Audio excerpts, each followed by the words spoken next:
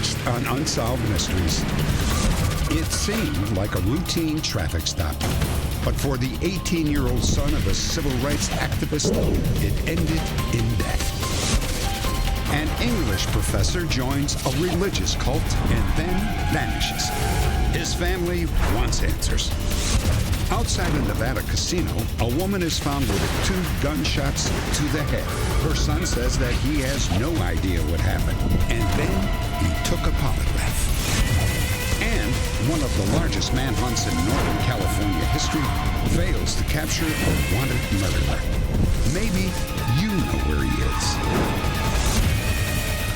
I'm Dennis Farina, and this is Unsolved Mysteries. Join us.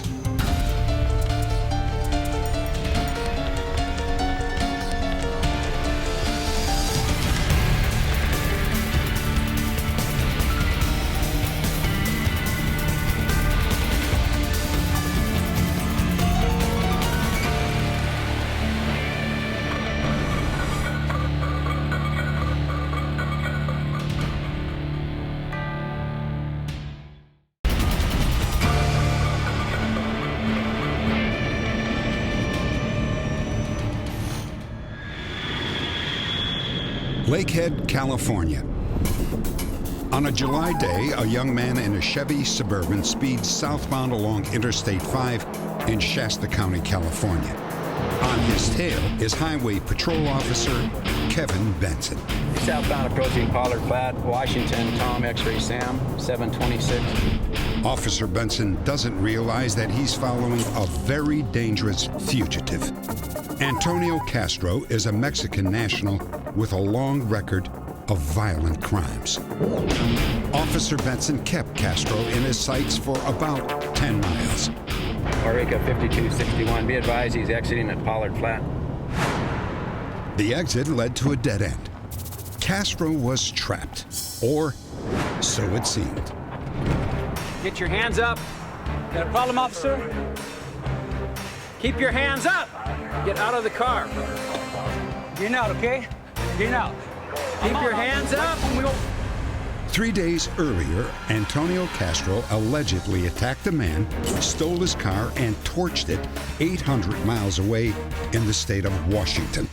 He stabbed me multiple times, kicked me, and left me on the floor. Went through my pockets for the car keys, took my car, and left. A day earlier, just down the road, 72-year-old Michael Fedef had been murdered in his farmhouse. Mr. Fedef was beaten badly, shot twice. One of the worst cases our pathologist has ever seen. The prime suspect was Antonio Castro. Keep your hands up. Pull me over for, huh? I didn't do nothing, man. Keep your hands up. Okay, hey, what's that? They're up. They're up. Don't move. Castro fled into the wilderness. Within an hour, law enforcement agents began a manhunt in the rugged terrain of the Sacramento River Canyon. Yes. The whole situation was dealt with as an emergency in progress. Tell me what you've got on this guy. He's dangerous and he's smart. There was nothing that led us to believe that he wouldn't commit the same acts in his attempt to flee the area. 40 police units were dispatched. The Highway Patrol put extra squad cars on the interstate. Trackers combed the Sacramento River. SWAT teams checked the freight trains that ran through the canyon. But there was no sign of Antonio Castro. Authorities guessed that the fugitive would stick to the river. An hour later, they were proven right. Got a print over here. Yeah, that's our guy. Better call it in. He's going northbound. There wasn't anything rational about him. It was difficult to pinpoint what he would do next. This guy had no feelings towards taking a human life, to just get an automobile, just to provide himself transportation, to kill another human being. For reasons of his own, Castro decided not to kill the lost motorist he passed while fleeing from authorities. Castro ran back into the woods and headed south. This is an extremely rugged canyon. We could have had an army of officers out there, and he still would have slipped by us just because of the natural terrain and the concealment opportunities he had made available to him. Castro is a survivalist. This man has the skills to survive in elements that the average person wouldn't. All in the teams, we'll just pick it up tomorrow. At nightfall, Captain Richardson was forced to pull the trackers out of the canyon. And our fear level kept rising because we hadn't had any reports on the movement of the suspect. We hadn't been able to confirm whether he was still in the area or not. And it became our concern that he had taken refuge in somebody's home, holding them hostage or doing them harm. As far as anyone knows, Castro did not interact with anyone that night. In the morning, he showed up soaking wet in the small town of Lakehead, 8 miles south of where the chase had begun. Can I help you with something? Let you buy your car. It runs good. Yeah, it runs. Let you buy it for my wife. $200, right? Yeah, if you got the cash. I got cash. I'll get the key.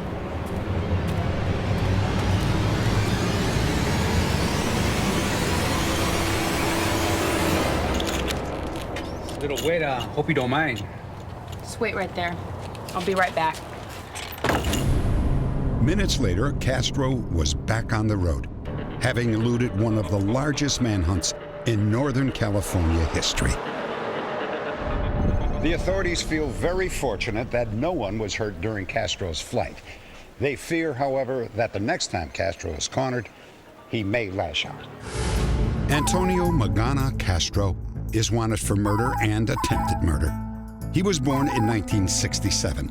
Is 5 feet 7 inches tall with a muscular build. His right index finger is cut off at the knuckle, and his violent nature has earned him the nickname El Loco. He is known to have family in Orange County, California, and in Mexico. If you have any information about Antonio Castro, please log on to our website at unsolved.com. Next, a woman is murdered on her son's wedding day. Incredibly, police suspect that he killed her.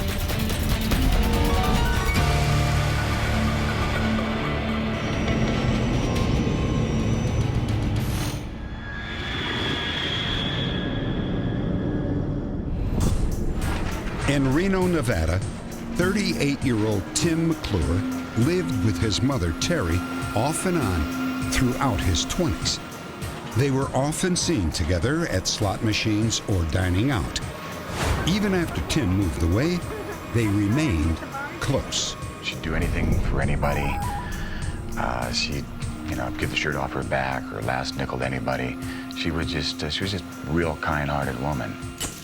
Terry was 62 years old and living alone when Tim called her to tell her that he was getting married in Lake Tahoe, Nevada.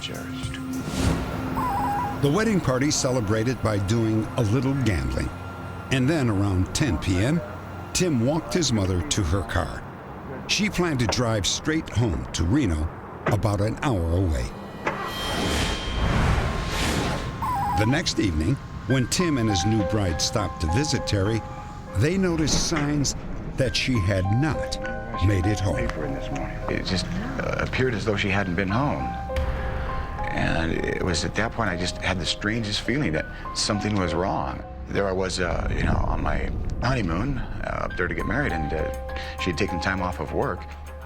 And to not find her at home, I couldn't understand it. No friends or family had seen or heard from Terry. Tim called the police. Missing person? 3 days went by. Then, in the parking lot of a Carson City, Nevada casino, Terry McClure's car was found. It was a half-hour's drive outside of Lake Tahoe.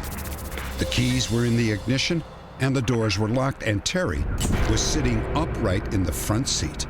She had been shot twice in the head. The day after Terry McClure's body was found, Tim was questioned by police. When asked if he wanted an attorney present, Tim suddenly realized that he had become a suspect. I started to feel like a victim, and I thought, why should I have an attorney? You know, I mean, this is my mother's death. You should be investigating it on another level rather than thinking of me as doing it, which I found out they were looking towards me. I couldn't understand why. I started to feel like the victim. Tim told police that on the night of his wedding, he walked his mother to her car and then returned to the casino. He said that his wife was still gambling with her parents, so he gambled alone for 2 hours. He then rejoined her, and they went out dancing until dawn. They indicated that they partied from approximately midnight until 6 a.m. the following morning, none of which we were able to substantiate one way or another. Tim also told police that 2 days before his mother's body was discovered, he searched the main highway between Lake Tahoe and Reno. The police became suspicious when he said that he was looking for her purse. You know, we again found this odd that he would attempt to retrace his mother's steps for the purpose of finding something that nobody knew was missing. On the 16th, nobody had any idea her purse was missing. Oddly enough, she was found with only her purse missing. She was fully clothed, had all her jewelry. The only thing missing was her purse. They put together the fact that I said I was looking for some evidence of her purse along the side of the highway. And the only reason I said that was because my older sister had put the idea that maybe somebody had commandeered her vehicle and stolen her purse.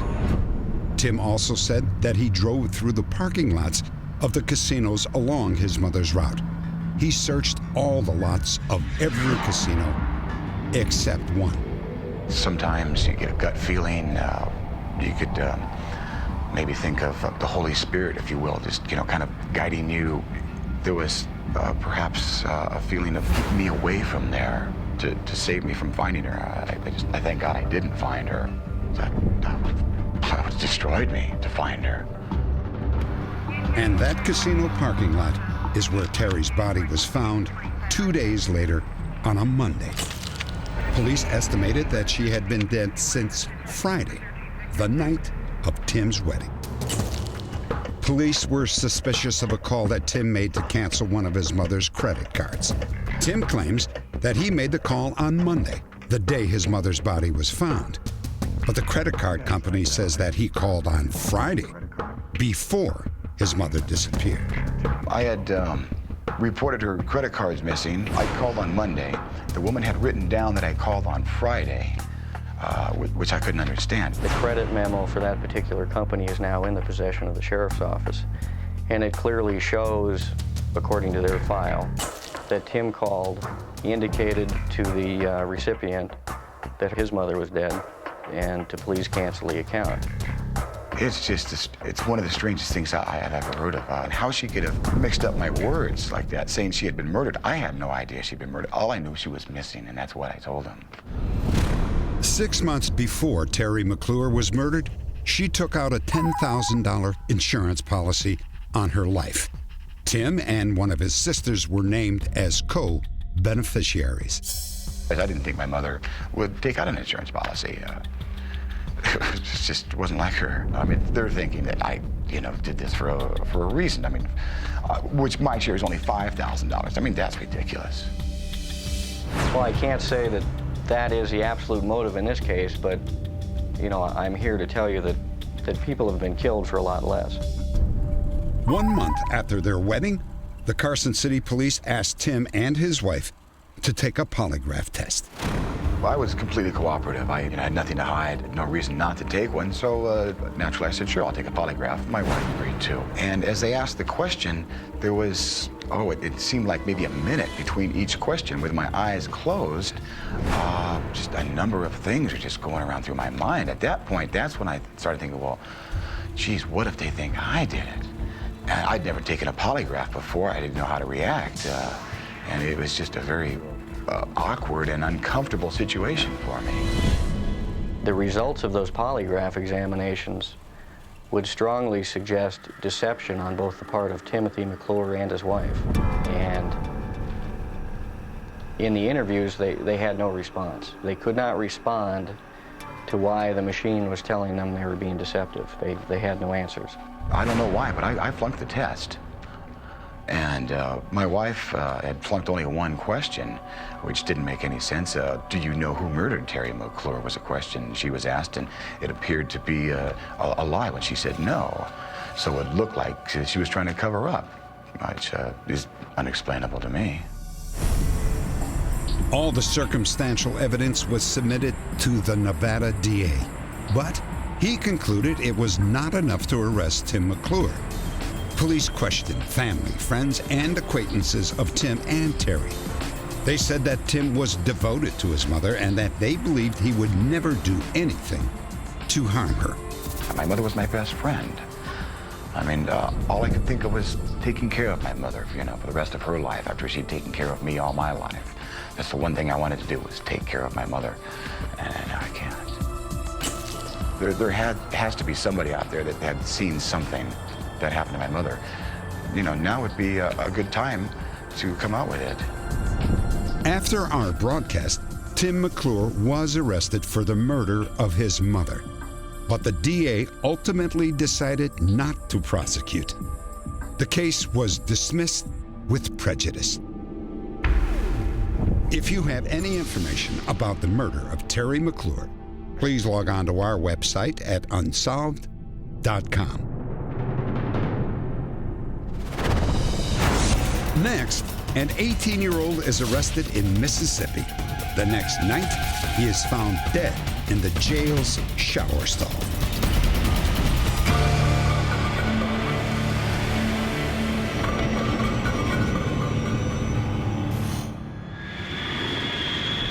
Jackson, Mississippi. It started as an ordinary night out for 18-year-old Andre Jones and his girlfriend, Tanisha. Then they approached the sobriety checkpoint near Jackson, Mississippi. Andre was driving a friend's pickup truck. Half an hour later, Andre's parents were awakened by a phone call. His mother was president of a local NAACP branch. His stepfather, a minister for the Nation of Islam. Tanisha, I'm sorry to call you, but Andre's been arrested. Arrested?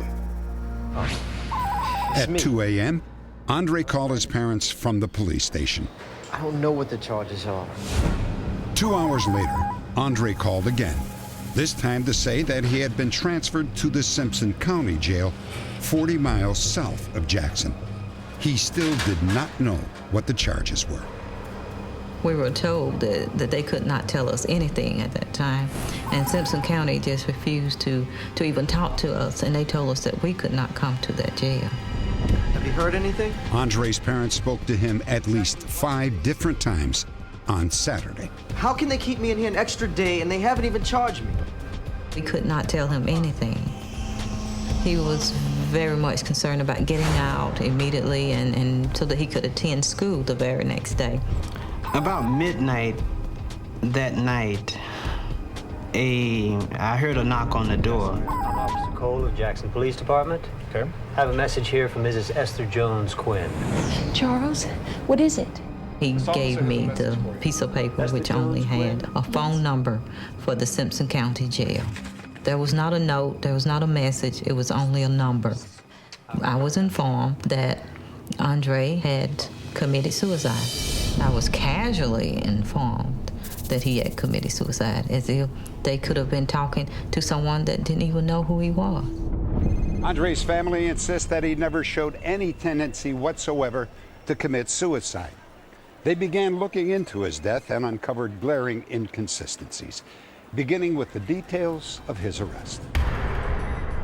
That night, Andre and Tanisha stopped by the Quinn's house in Jackson around 11:45. They left and drove east toward Brandon, where Tanisha lived. Near the Brandon city limits, they came upon the checkpoint. According to the police, Andre stopped just short of the checkpoint and tossed something out of the window. Sir, something out of this vehicle? No. Police identified the object as a .38 caliber handgun. Is that an open beer can? The police also said that inside the truck there was an open can of beer And the truck, which Andre had borrowed and driven for more than a week, turned out to be stolen. I didn't know nothing about the truck, but I knew there wasn't no beer in the truck, and he did not throw a gun out the truck because there was no gun in the truck. Tanisha's version of the events is very different from the police report. What's your name? Andre Jones. Tanisha claims that the moment the officers heard Andre's name, their attitude changed. After they asked him his name, they all went to a little, I say like a little huddle, you know, like football huddle. And they was, I don't know what they was talking about because they was talking low. And after that, that's when they came to the truck and asked Andre again, did he have his license? He said, no, sir, I don't have my license. Step away. Hands on the roof of the vehicle. And they asked him to step out the truck. That's when they handcuffed him. They shackled his feet, and they had him handcuffed at the same time. I didn't understand what was going on. State Public Safety Commissioner Jim Ingram disagrees with Tanisha's version of the incident that night. There was no confrontation whatsoever with young Andre Jones. In fact, the officers were very amazed how cooperative he was. Andre was charged with 4 counts. Driving a truck whose vehicle identification number had been altered, carrying a concealed weapon, possession of stolen license plate tags, and driving with an open container of alcohol. Commissioner Ingram still insists that the arrest was not confrontational. But Charles Quinn says that an inmate in Brandon claims the police used racial slurs to intimidate Andre. One of the inmates who were transferred with Andre said that the officer said, "Do you know what happened to niggers for stealing a white man's truck?" And of course, other statements were said to put fear in Andre. The next day, Andre was transferred to the Simpson County Jail. That night, his body was found in a shower stall at the end of a dimly lit corridor. One of the men walked back and said they found a young man hanging by a shoelace and the shower still running. And that's when they called for the guards, and immediately they unlocked the cell and took him down. Authorities say Andre tied his own shoelace to an iron grate above the shower head. When Charles Quinn was allowed to visit the cell, he estimated the grate was about 8 feet above the floor. He would need someone to have held him up to do that. And he would have needed some type of stool to stand on. The state-approved pathologist who performed Andre's autopsy said investigators had shown that it was possible for Andre to have hanged himself without help. That position was easily reached by a member of the sheriff's office who was acting as the decedent. Less than a week after Andre's death, his parents hired an independent pathologist to review the case. I think it's highly probable that he was strangled. Someone did this to him. In the usual case of a suicide by hanging, the ligature mark is along the side of the neck and doesn't go all the way around. It's in this fashion. Whereas in the case of Andre Jones, the ligature marking went along the side of the neck and all the way into the back and crisscrossed in this fashion. This suggests to me that someone had to come from behind and wrap the ligature around his neck. The official autopsy report listed no evidence of bruising on Andre's neck or anywhere else on his body. Dr. Bryant disagrees. He had some bruising under one of his eyes, and also he had some bruising on the shoulder of the same side. The bruising could have been right at the time that he died, or it could have been sometime during the day, but apparently he suffered some kind of blunt trauma sometime during the time he was in the jail. We were informed by one of the inmates that Andre was taken off that cell block and out of that jail. And when he was brought back in, he was brought back in a wheelchair, and that he was laid on the shower floor and the hanging scene was staged. A year after Andre's death, Mississippi named a new medical examiner. She reviewed Andre's autopsy report, as well as the autopsies of several other men who had died by hanging in Mississippi jails. I think that it's extremely unlikely that any of these deaths are anything other than suicide. All of the deaths have been investigated by not just one agency, but one or two, or sometimes three. I would never believe that Andre committed suicide. I know my son was murdered. And the fact that his life was taken so cruelly and so abruptly makes me even more determined to see that he is vindicated. So far, vindication has eluded the Quinns.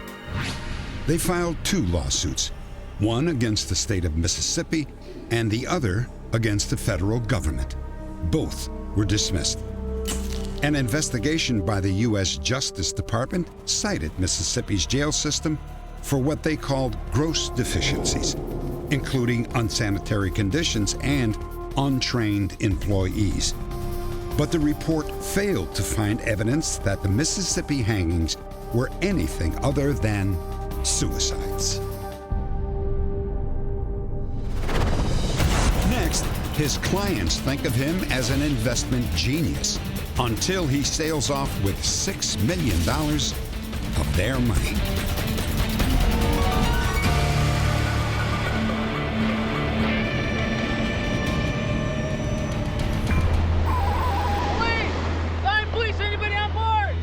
A summer evening on Lake Michigan.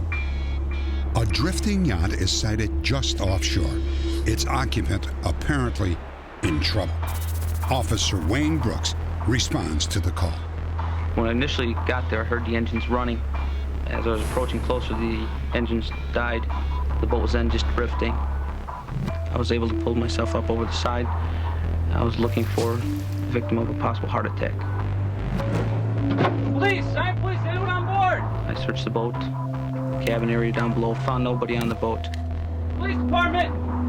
But when I arrived, the way the engines were running, if someone had fallen off that boat, it's my opinion they could not have got back onto the boat. It would have been moving away from them too quickly. The owner of the yacht was 42-year-old investment counselor Woody Kelly. No sign of Kelly or his body has ever been found. 10 years earlier, Kelly and his family moved into a modest neighborhood in the small Illinois town of Antioch.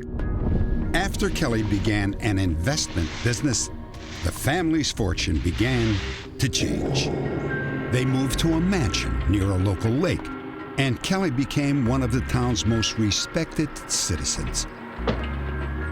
Woody, I feel, was considered by a lot of people as a pillar of the community. He belonged to 2 very active community organizations, participated a great deal in those organizations. Kelly also invited his new friends and neighbors to his luxurious home. Many became his clients. He became your friend. He'd actually make you want to invest money. God, I wish I had some money I could give him. He seemed very professional. He had a very substantial office staff. Here, I'd like to take and meet Brenda. His reports were very exacting. He's had all the instruments that promoted confidence. Kelly was able to promise and deliver an amazing 16 to 19% interest on his investments. Woody was enthusiastic about what he was doing. He did not come on hard sell. He was fairly laid back. He assured me that this was a good investment, that I really should consider it, and he would welcome my business. Are they insured? I mean, is this safe? Definitely. To me, I think they're just a very, very good situation for you to be in. As Kelly's business flourished, so did his lifestyle. He owned 4 luxury cars, 2 airplanes, 3 different homes, and 6 boats. As a hobby, he even started a yacht charter service. One early June day, Kelly showed up at a yacht dealership to check on a new boat that he had just purchased. He told me he was going to take the boat out, so I asked him if he wanted me to go with him for a test drive. Our company policy is that nobody will go for a lake test alone. This is my boat, I'm taking it out. He was very adamant about it. He insisted that, no, I have people waiting for me at the dock. He said, I want to go out alone. So I helped him cast off, and that was the last we seen him. Kelly headed south towards Waukegan, Illinois, about 20 miles away. He told his family that he would be home by 6 o'clock. He never returned. The Coast Guard retraced Kelly's route. When they found his sunglasses on board, they assumed that he had accidentally fallen overboard, but his body was never found. After Woody Kelly's disappearance, the town of Antioch was in shock. But as time passed, shock turned to anger. Not only was Kelly missing, but so was most of his investors' money. We're going to grab all the business records, all right? I don't want to land anything left. The same week that Kelly disappeared, a client filed a civil suit accusing him of improper business practices. The Lake County Sheriff's Department started an investigation. We have a search warrant for Kelly's business and offices. When the office staff began looking at the records, they realized that there was no money in the bank accounts. This is where he kept his private files? Right. The money was just being spent. And every time an investor would put money in, it was going right back out. So, basically immediately looking at the checkbooks, you knew that it was a fraud. Kelly's record showed that most of the investors' money had gone straight into his pockets. Almost $6 million was missing. I gave Woody Kelly $110,000 to invest for me. I have never recovered 1 cent. My husband and I invested our money with Woody after we sold our home. And we invested, I estimate, about $30,000. My investment with Woody Kelly was in excess of $400,000, and the entire sum was eventually lost. 7 years after Kelly disappeared, his wife tried to have him declared legally dead. At the hearing, 2 acquaintances testified that they had seen him after he disappeared. Not only was Woody Kelly not declared dead, but a federal grand jury indicted him on 18 counts of mail fraud and 2 counts of IRS fraud. There's a warrant out for his arrest. Woody Kelly was born in 1943. He is 5'11" and weighs 200 pounds. His eyes are blue, and at the time of his disappearance, his hair was brown, but now may be gray. These are home movies taken of Kelly the same year he disappeared. If you have any information about Woody Kelly and his missing millions, please log on to our website at unsolved.com. Next, a man joins a fringe religious group and then disappears. His parents are asking for your help to find him.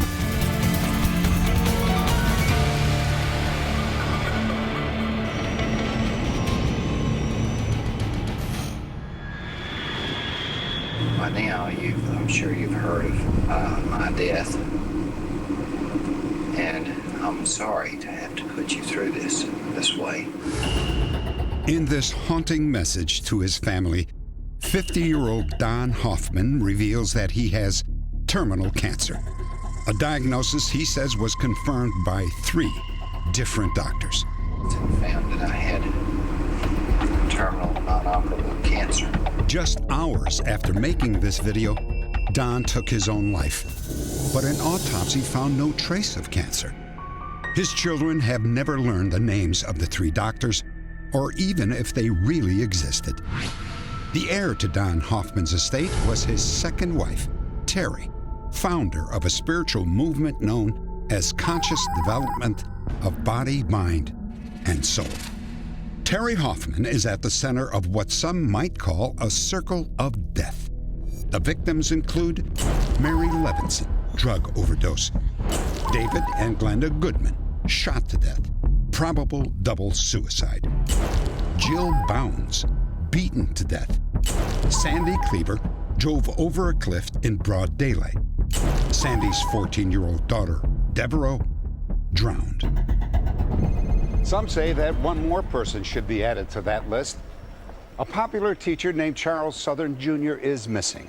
He, too, was a disciple of Terry Hoffman when he disappeared without a trace.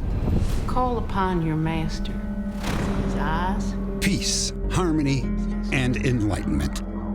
Hoffman offered all this and more to Charles Southern and the others who joined her group, Conscious Development. Guide you at this time.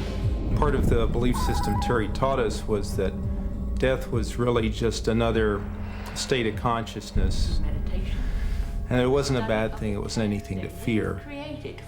Peter Muth belonged to Hoffman's group for more than a decade. The other thing we learned was that the dark forces out there in the universe had a name. They were the Black Lords, Black Overlords. They worked for Satan. Fight those dark lords, and I. The group we worked with, the White Brotherhood, or good, benevolent characters. They're on God's side, good guys. In Chicago, Charles joined a local branch of Conscious Development. Charles was assistant chairman of the English department at a local junior college. He was also a seeker of spiritual truth, a search that had taken him to India and Africa. Charles was very interested in Eastern religions and various religions. In fact, he studied all the different religions that he could. And that was his curiosity. I think it got him in trouble. Able to relax. Charles rose quickly in Hoffman's organization. He was soon teaching classes and leading meditation sessions. At your own pace. Eventually, he was invited to Terry Hoffman's home in Dallas. The darkness of the Lord comes, and he is bright in his evil. Hoffman began to claim that she was under attack by these so-called Black Lords. She asked her trusted inner circle to form a psychic shield around her. The shield is strong, but it must be stronger. Now, our inner core group who were fighting the battles lived in a kind of constant state of fear because we were always under attack from black magicians who supposedly could kill us, who could drive us insane. And as the years went by, you saw people in your group actually start to show signs of the strain, show signs of a mental and emotional problem. Charles apparently collapsed under the pressure. We found Charles wandering on the street carrying a newspaper stating, "I lived for art." We got him in the car and took him to Michael Reese Hospital for examination, stating that he might be suicidal, and he also seemed to be reciting something in a strange language over and over and over again. While Charles was recovering, his mother visited every day, and so did two members of Hoffman's group. Feeling much better, much better. Later, I was to find out from my mother, who stayed with my brother during the whole 5 days, that whenever she was there at the hospital and they came, she was asked to leave the room and stay out.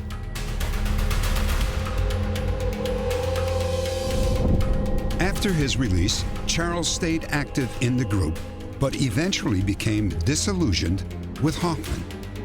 As Christmas neared, he made plans for a trip to India. In the days before he was supposed to leave, his mother got a feeling that something was very wrong.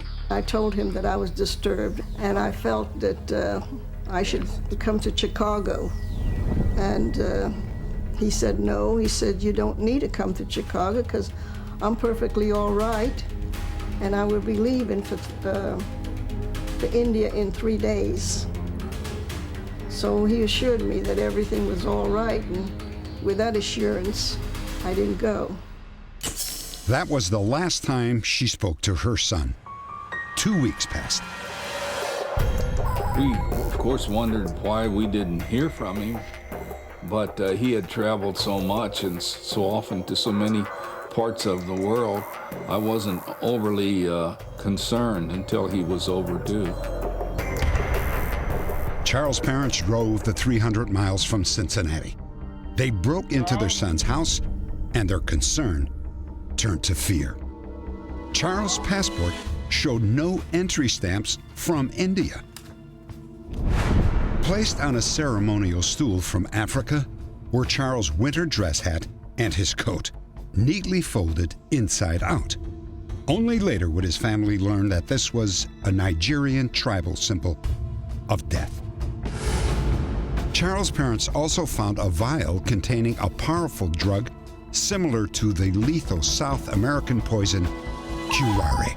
We don't know why my brother had this vial, which was later identified to be a ganglionic blocker, which is a medicine used in anesthesia which causes total muscle paralysis. It has to be injected too, not eaten.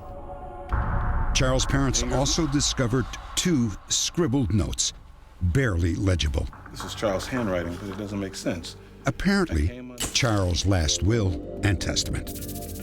One said, in part, "I come under a bad influence and I was trying to fight it myself."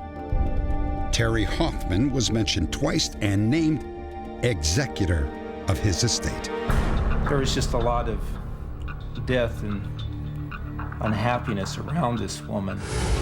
Charles' disappearance simply fits into that pattern. Over a 12-year period, 2 of Hoffman's 4 husbands, her only son, 6 followers, and 2 people related to or employed by a follower came to an unnatural end. Causes of death: 1 murder, 4 fatal accidents, and 6 suicides.